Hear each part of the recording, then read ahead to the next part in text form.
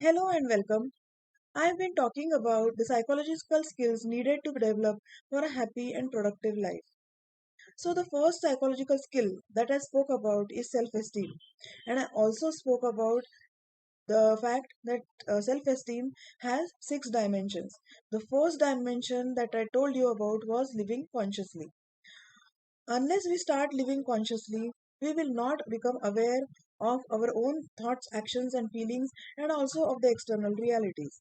When we start living consciously, the next dimension that we need to talk about is self acceptance. When we are very observant, keenly observant of the things around, and also sensitive to our own feelings, then comes self acceptance. We are aware that no person is actually full of good qualities only. A person is supposed to have both good qualities as well as bad qualities. A person has to accept his follies, his shortcomings, as well as his good qualities.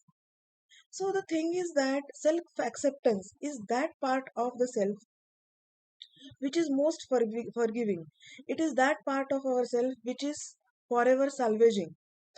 It is that voice deep within you which picks up the phone and rings up whenever you are having suicidal thoughts and gets help.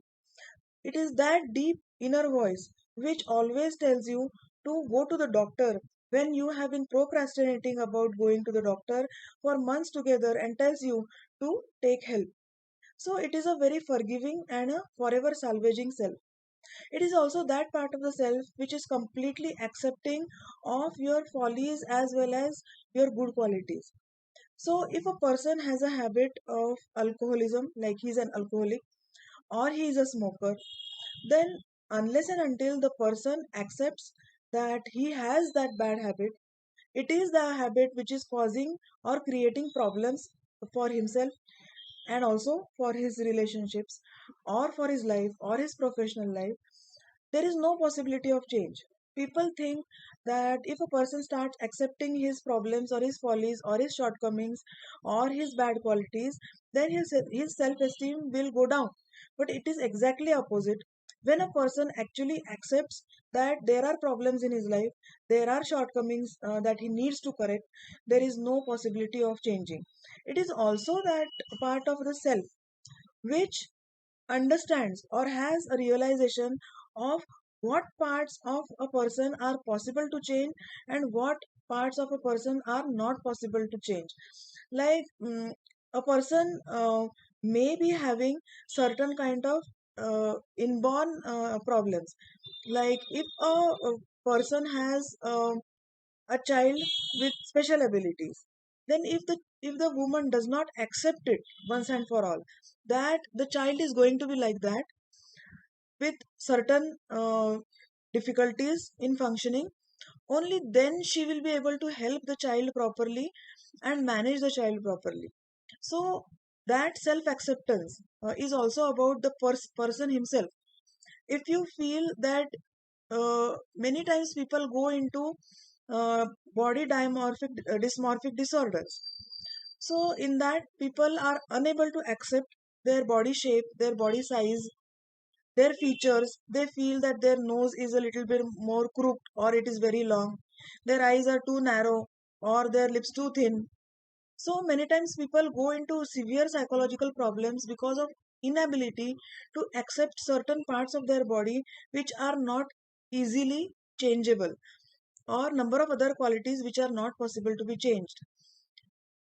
Then it is very difficult for the person to have self esteem if he has no self acceptance.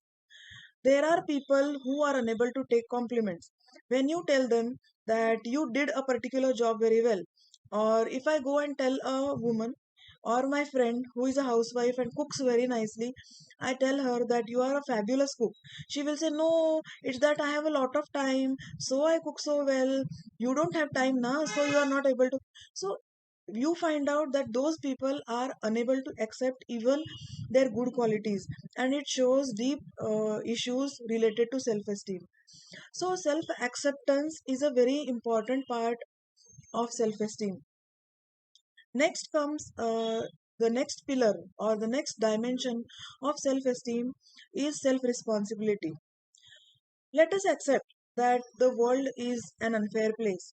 We see ravaging pandemics, very unfair kind of natural disasters, cancers in young children, people losing their lives to number of ailments at early ages.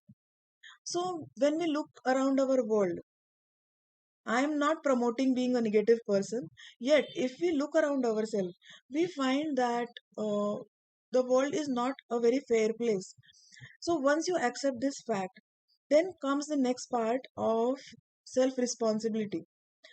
It may sound very unfair or very ruthless on a part of a psychologist or whosoever is advising a person who is suffering. But unless a person stops wallowing in self pity, stops feeling like a victim, and decides to take responsibility for his own improvement and his own progress, there is very less possibility of any change at all. Like, even in the case of victims of natural disasters where houses are ravaged, people lose their money, lose their income, lose their house, lose the people in their families. Unless the person who is suffering and is alive, unless he decides to take charge and decides to take responsibility for his own situation, there is no possibility of change. So the thing is that self responsibility is very important, but we find that people do not want to take responsibility. A person or a human being has natural tendency to feel victimized. He wants people to pity him, to constantly show him sympathies. But these sympathies, these empathy, these kind of things are on one side and self responsibility on the other side. And you will find that the moment you start taking responsibility for your own betterment, your own progress, nothing will change. So, this is about the two pillars, that is self acceptance and self responsibility. I hope you get some insights from this talk of mine and you start applying them in your life for a better life. Thank you.